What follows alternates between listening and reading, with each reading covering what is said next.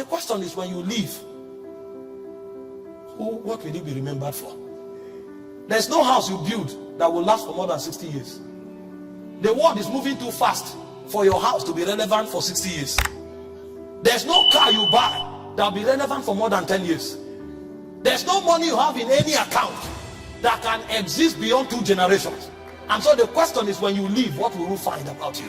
The only thing that can live with about you forever are the immortal things you picked from the presence of God. Because everybody who goes there carries something. Some goes there, they carry favor. Some go there, they carry wisdom. Some go there, they carry power. And so the things they established because they went to the immortal realms, they become immortal forever on the face of the earth. And so a man who has not journeyed in intimacy with God, he's already forgotten. He's just using money to sustain his influence. Some people are struggling so hard to be relevant while they are yet alive. Some men have died and they cannot be forgotten because of where they went to and the things they taught. Do you think you call your child David because you love the name David? No, you don't love David. That name has no meaning to you. It is because of who bore it and who he became in God. And so when you call your son David, you are actually reminiscing on the immortality of a man who has walked with the Spirit.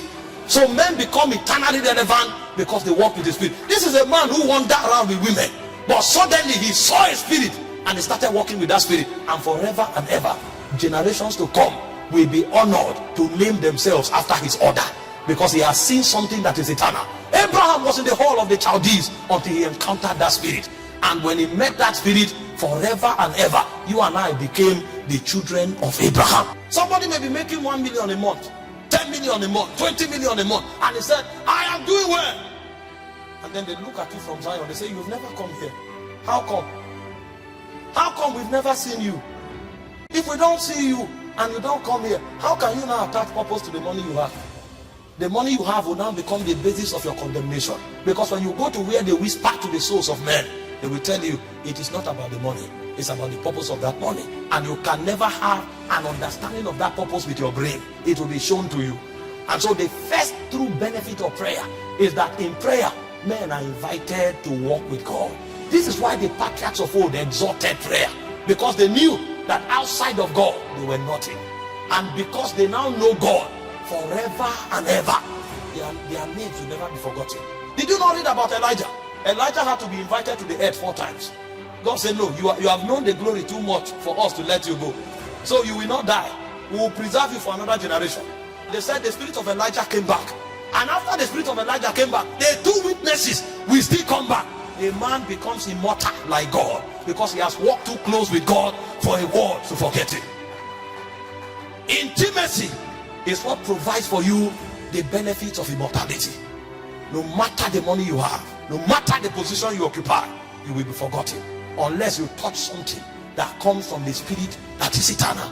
And so the first benefit of prayer is intimacy. Men of old were wise. They gave their all to prayer.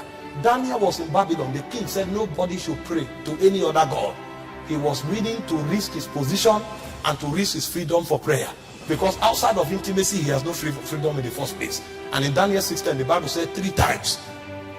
So if you are praying 3 times when they gave a law that nobody should pray, how many times do you pray when there's no law? And he said 3 times the guy prayed facing Jerusalem. He was not afraid to be arrested. And when they arrested him, he didn't apologize. I'd rather be nothing with prayer than to be everything outside of prayer. Because with prayer, I have God. Outside of prayer, I have nothing. These men knew these things and they were willing to give their lives for it. And so the first benefit of prayer is a walk with God. And the reason is simple. Your walk with God makes you immortal. Every other thing you touch will ebb away with time. But the things you pick from the realm of God, they will outlive you.